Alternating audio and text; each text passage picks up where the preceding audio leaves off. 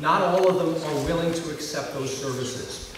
When you ask the very reasonable question, will this shelter address any of that problem, I've got to answer in an optimistic way that it will contribute to the solution to a point. I don't believe it will solve it, because I don't think these folks, because we've inundated them with services, we begged them to come into shelter, we begged them to come into housing, and quite frankly, in New York City, we have, and it's a wonderful thing, a very great respect for civil liberties, and we should maintain that respect for civil liberties.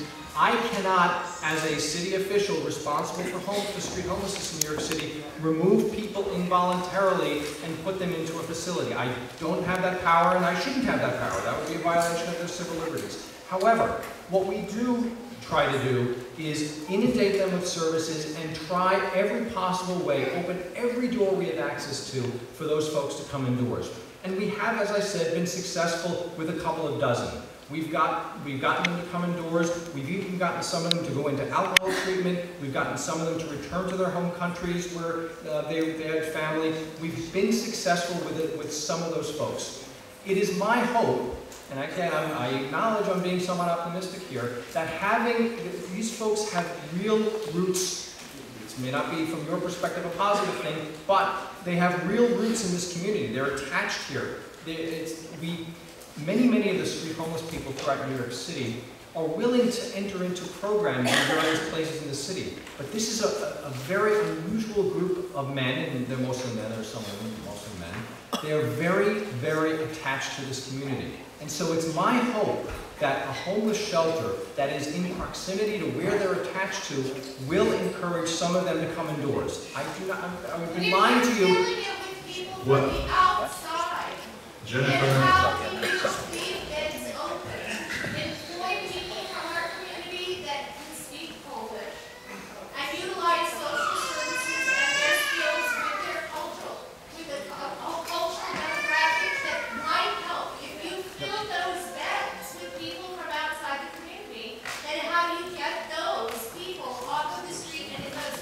The ironic thing, ma'am, is that I've got enough beds tonight throughout my system to place every one of those alcoholics. Everyone I can place tonight. They won't come in. We've worked with many community groups and faith-based organizations in Greenpoint. We, in fact, just built a new housing program specifically for street homeless people on Hageman Street in Brooklyn. We went so far as to recruit specifically for that program a Polish-speaking social worker to ensure that we could communicate with these folks and make them comfortable coming in. We've had a modest amount of success, as I've said. Not nearly enough. I acknowledge that. Not nearly enough. But my hope is that these folks are so rooted to this community that having this program here may encourage some of them to come indoors who wouldn't have done so ordinarily. Jennifer, that's Pastor Ryan. Jennifer.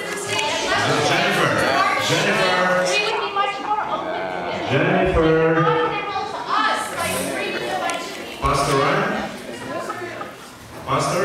My name is Anthony. I'm still on the pastor at the Greenpoint Reformed Church.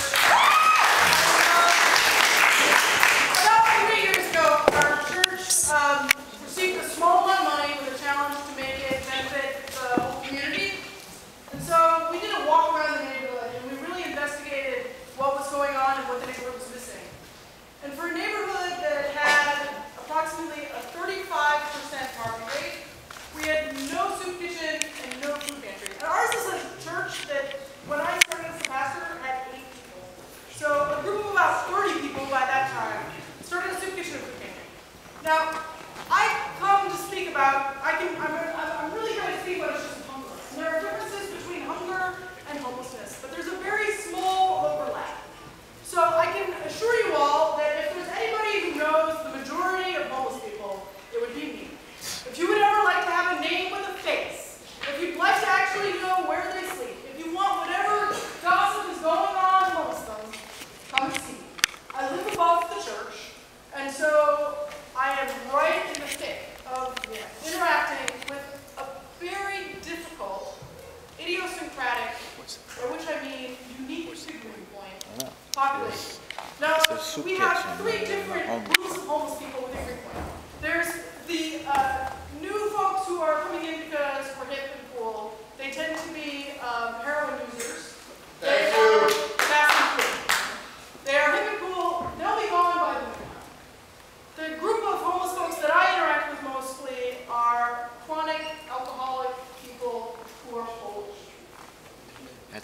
These people like Greenpoint for one reason and one reason only.